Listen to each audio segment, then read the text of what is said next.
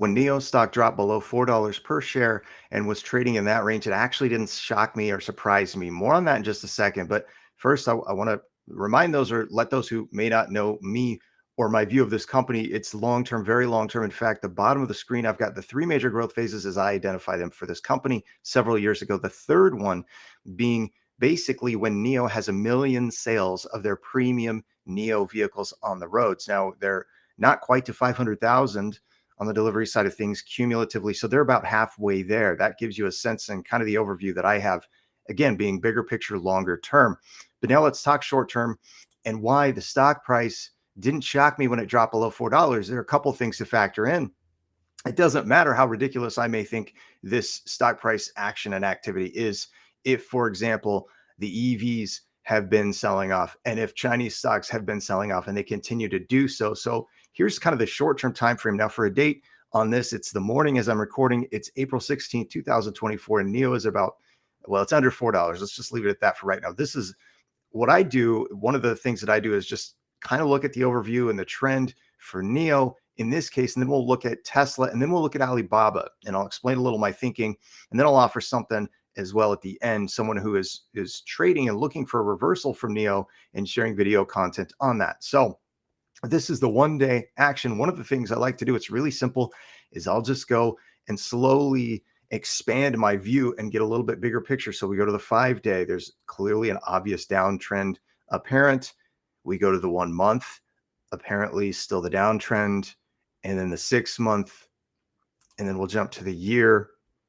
Now, what's interesting, and we may come back and do a separate video and talk about fails to deliver and look at those in this time frame when NIO did pop up a little bit. But overall, over the last year, it continues to look like a downtrend. And then we go 5 years out, and now we'll take it to the max because it's not quite been trading 6 years in the markets here in the US. So with this, now we have the full range in history for the stock price. What's interesting to me is we're now down at the levels where NIO was before it made that enormous move. And what's interesting is now the company is so much stronger and such a better position than they were back then. And so I'm a lot less stressed and deterred about this stock price action with that in mind. The fundamentals for the company remain online and on point with the direction that I'd like to see them go. However, it is important short term time frame wise and as far as the stock price movement goes. If we now look at Tesla, the leader, at least from the standpoint of market share, the most mature EV company, at least we've got the 1 day. Again, we're looking for trend. That's the simple overview that I have. And it looks like the 5-day, the trend is also negative or down for Tesla. The 1 month, again, still negative.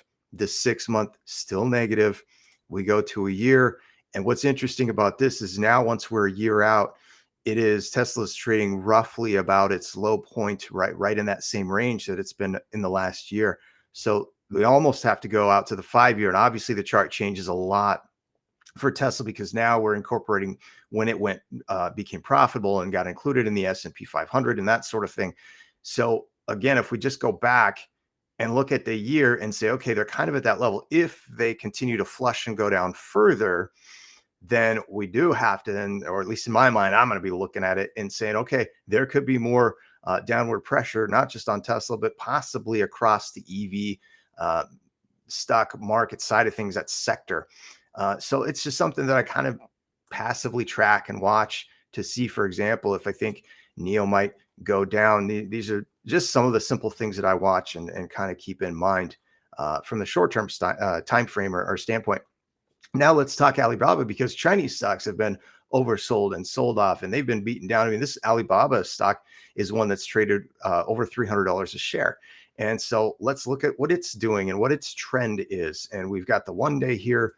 If we go to the 5-day, look at this. Interestingly enough, there was a spike here. And I actually incorporated and mentioned Alibaba because I looked at their fails to deliver and they were getting a lot of fails to deliver for a very profitable company. I thought that was fascinating.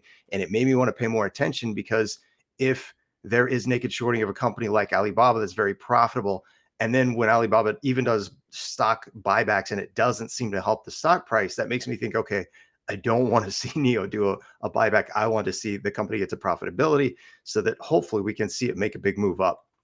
But now we're looking a little bit bigger picture to the 1 month for Alibaba still looks negative to me. We go to the 6 month. Now it gets a little more interesting. It hasn't quite dipped to its lowest levels yet.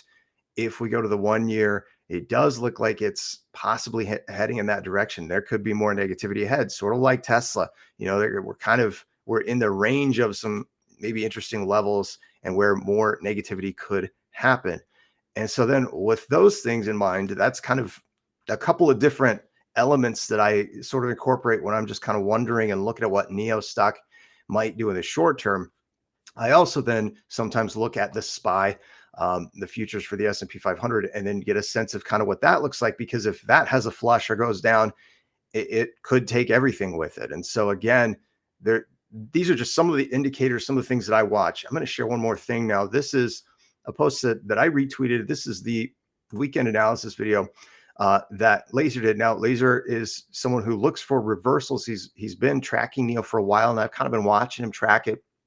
And so there's some interesting things that he shared in this video. He also mentioned the Hang Seng index. So that's another maybe indicator to keep an eye on. If it remains negative, then it's not maybe a shocker to see Chinese stocks continuing to be negative and that sort of thing. So, and I dropped a comment on his video. I'll link it in the description so you can check it out for yourselves if you would like. My view, it remains long term. As I said at the beginning, nothing has changed for me. The company is stronger now than it was when I first started researching it. So I feel great about that.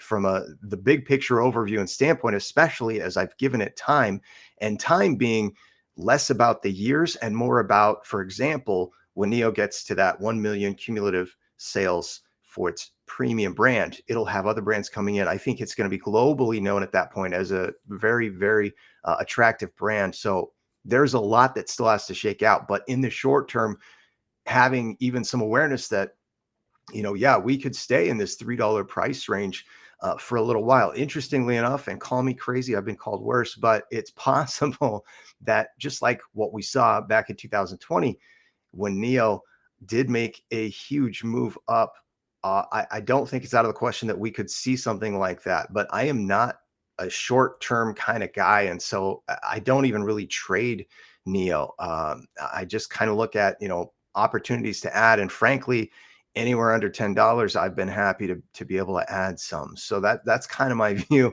And as far as with the next couple months, it's going to be interesting to see how deliveries look, the release of the sub brands, when some of those vehicles will be delivered, and so much more that NIO is doing. Fundamentally, the company's killing it. They're crushing it.